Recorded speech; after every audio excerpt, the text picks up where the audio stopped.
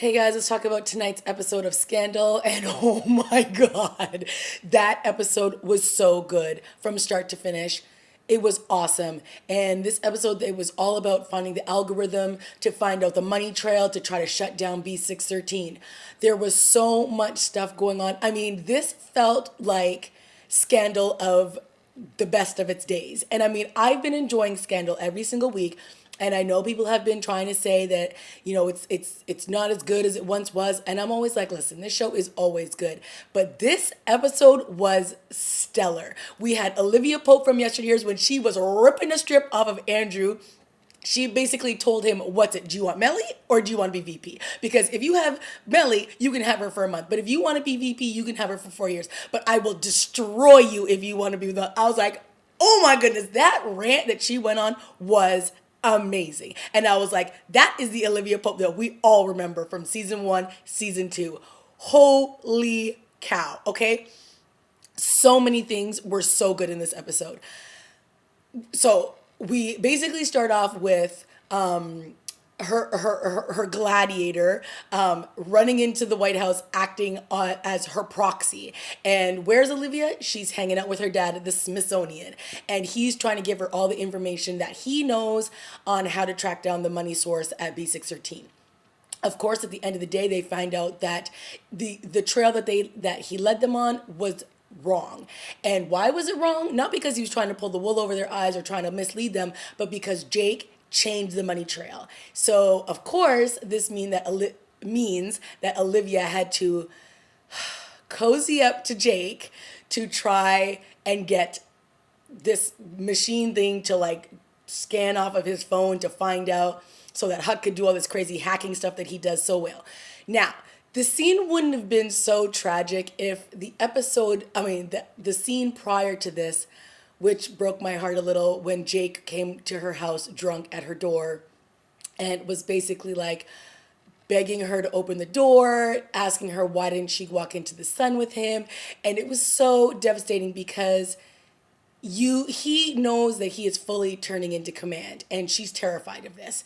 And so when he's like, I asked you to save me and you didn't, and his head is on the door and her head is on the door, and you're just like, oh my God, like you just want to hug them both. But I just feel, I mean, Jake knew what he was getting himself into, but I just don't think he really realized what he was getting himself into. So when she's like, go home, he's like, I have no home. You're just like, oh my God, it's heartbreaking to watch all those scenes. But they both played it very well, and I really enjoyed it. So that next scene, when she goes over to his house, and he's like, is this what you want? And he's like, up in her face, and then they start kissing and making out, and I was like, oh God, this is just going to end badly because we all know that he's what she's about to do, and we all know that he's going to find out, and it's just going to be horrible. So I'll get to the end of that after. But of course, we had some Olivia and Fitz scenes, and these two going back and forth and back and forth. He, my problem with Fitz, or the way that they're writing Fitz, is he's just like. Your wife has done so much for you. Just give her a little respect. I mean, on one hand, he's like, Olivia's like, what do you want? What do you want? And he wants Andrew to stop screwing. I wish they'd stop using that word, but he wants him to stop screwing his wife. And then Olivia goes to get up and then he grabs her by the hand. I'm like, you cannot have it both ways. These men just want to be in power and in control of everything. So you can have your mistress and you can have Olivia Pope, but your wife, God forbid, can have somebody that loves her and isn't having this tour de force. They actually love each other. But no, that can't happen because you have to be like, bro, bro, bro, bro, bro, beat your chest and say it's done. I mean, I was infuriated in that scene. And then I'm so glad that Melly walked into that office and slapped him across the face, and she's just like, you take everything from me. And I was like, yes, thank you. Because Melly is her character has been so fully developed that I no longer have this hatred towards her. And I never really did, but at first you're kind of like, ooh, Melly's a piece of work, and she's nasty, and she's this and she's that. And she just wants to be the first lady. But they've given her so much of a great backstory that you just want to strangle Fitz anytime he raises his voice at her. So when he like throws the ties down on the ground, I was like, I was like, he better go pick those things up. Like, I was mad. And then the fact that she picked them up and laid them nicely on the bed like a good wife, I was just like, ugh. So I'm glad that she slapped him in the face. And he even had that look on his face like, I know. He actually looked like he knew he's the worst. Like, he knew he's a horrible person for doing that. And it's just like, he's so selfish. You know what I mean? It's just so infuriating. So yeah, those little moments with him and Olivia. And I love that Olivia was ripping a strip off of him too. She's like, who do you need me to be? Who am I billing today? Am I your this? Am I your that? Am I your nanny? Am I your housekeeper? Am I your whore? And I was just like, oh boy, like Olivia was on point in this episode. She was tearing it down. The only moment where she was not that vocal was when she was at the table with Mommy Dearest and Papa Pope. Oh my goodness. This show, every single scene, I was like, what is happening? I could not. It was just, Olivia sitting down having dinner with her dad as they do, having their little chat as they do. All of a sudden her face turns and who walks in? Mama Pope. Sits down, sips a glass of wine, is like, oh, one of the things that I missed when I was in prison for 22 years was a nice glass of wine. And boom, I'm like, this woman is not afraid of nothing. I mean, she knows people are looking for her, right? She don't care. She don't care. And then the two of them standing off with Rowan and Mama Maya with the knives and like, who do you think's gonna? I was like, oh my goodness. And poor Olivia just has nothing but dysfunction around her. It is crazy. So she's sitting there looking at mom and dad like ready to duel. Like, is this a Western? Are they about to walk 3 paces and turn on the gun? Like, it's crazy. So of course, Mama Pope tries to send Olivia a message saying, you need to get a new job because the one you're in is too dangerous. And of course, Harrison calls her. And this is when the girl, can't remember her name, sorry, the one who was obviously trying to work for Maya, I don't know why, but was, doing the passports for her. And then she calls Harrison in a panic and is like, I have the dates, the locations, everywhere that I need to go, but I need to get out. Boom. She dead. Mama's like, you better take that phone call. It's just like, oh my goodness. And of course, Mama gets up and she's like, thanks for the wine, and walks out. I'm like, this woman just pranced out the restaurant. She ain't nothing. Like, she is not America's Most Wanted. I mean, come on.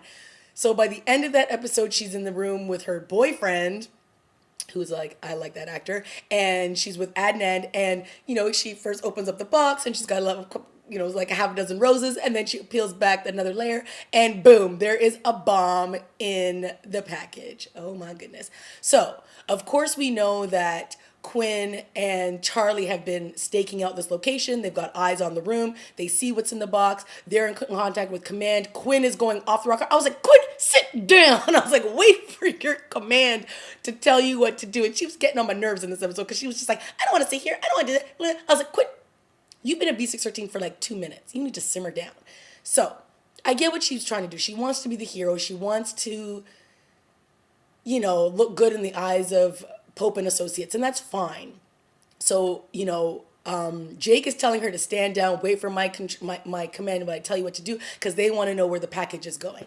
And it sounds like it is it can be either going to 2 places. And now this is the crucial moment when Olivia obviously downloaded that algorithm stuff off of Jake's phone. Huck has now brought it up on the computer and he's like, blah, blah, blah, blah, blah, all that stuff is like flizzling all on the screen. And he's like, I could do it. I could take down B613 right now. I could do it from my computer. What should I do? And they're all standing around and Olivia's like, take it down. Whoops. All of a sudden they're in the room. Everything blackout. The truck, blackout. In the command's office, blackout. And obviously, this is not going to be good. Okay, can I just go back to that scene when Jake was at Olivia's house and, he's begging and he's pleading, like, why didn't you come to the light with me? And he's upset and he's sad and he bangs on the door and Olivia, like, jumps back and then she looks to, like, she kind of puts her ear up to the door to see if he's still there and she hears the dinging of the elevator. When he gets on that elevator and he looks so broken and then all of a sudden the doors start closing and you just see his face, like, I was like, Jake gonna die. Jake is gonna die for the cause because he looked vexed.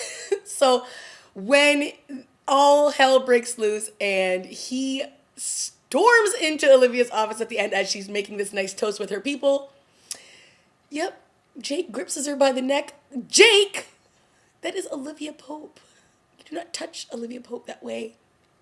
He takes her by the neck, he throws her up against the wall, he points the gun at Huck. He's like, what did you do? She's like, I don't know what you're talking about. And he's like, let me explain it. You just killed the president. And it's like, boom, cut to black. Oh my God. This show.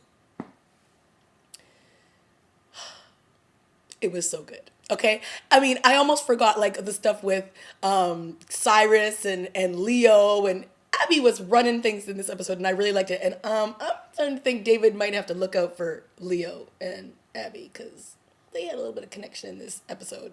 I don't know about you, but I saw it. And Abby looked fierce in that white jacket when she first stormed in at the very beginning of the episode. I was like, I like your hair, like your jacket, like your makeup, everything looking good. So they have really done a good number on Abby this season because she is looking quite well.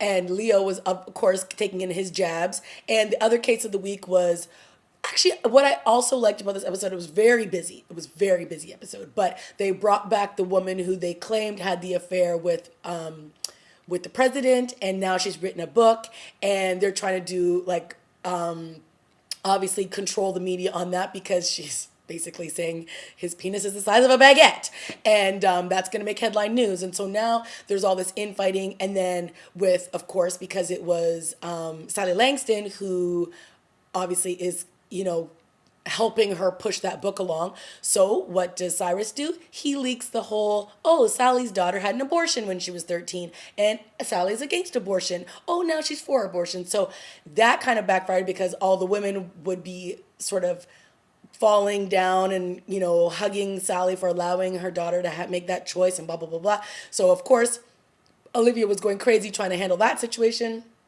And then at the end of the day, they basically both turned on Reston because we all know that secret that happened back in season 2 when Reston actually is the one who shot and killed, or no, yeah, he is the one who basically killed the guy who he claimed he thought was raping his wife, but he knew that he was her lover. So all that came out. They have a video. It got leaked on YouTube, and he's donezo. So all that went down. So there was just like so much good stuff happening in this episode. And there was some good little humor. And of course there was the, stuff with Melly and Andrew. And at the end, after Olivia basically gives him the what's up, I will destroy you if you decide to choose Melly. And I liked how he fired back too. He was like, what is it like to be you, to basically destroy people and rip out their souls and, do all these horrible things. And then when she's like, I know when it comes to like men like you will all like, if it comes between power and love or power and sex, you will always choose power. Men like you will never choose love. And she's like, I wish you would choose love because then that would restore my faith in humanity. I was like, girl, yeah, it's never going to go that way. And, it's the case. He basically decided he's all about the campaign trail and he's not about Melly, even though he really is. So, another just punch in the face for all those people who are looking for love in all the wrong places, because it's definitely not with these political figures. They're horrible. All of them. So, yeah, guys, let me know what you thought. I know it's a little all over the place with this review, but oh my goodness, there was so much good stuff. Good stuff. Wow. So I think there's only 2 episodes left, and I cannot, I say this every week, I can't wait to see what happens next, but I literally cannot wait to see what happens next. Jake has Olivia up by the throat, people. Her mom has a bomb. Quinn is running into buildings with guns. The president is at risk again. Was there already an assassination plot on this? Adnan's girl is toast. She's dead on a street corner somewhere. Boy, They sure know how to pack a lot into 42 minutes. All right, guys, let me know what you thought. Leave a comment down below, like, subscribe, and I'll see you next week. Bye.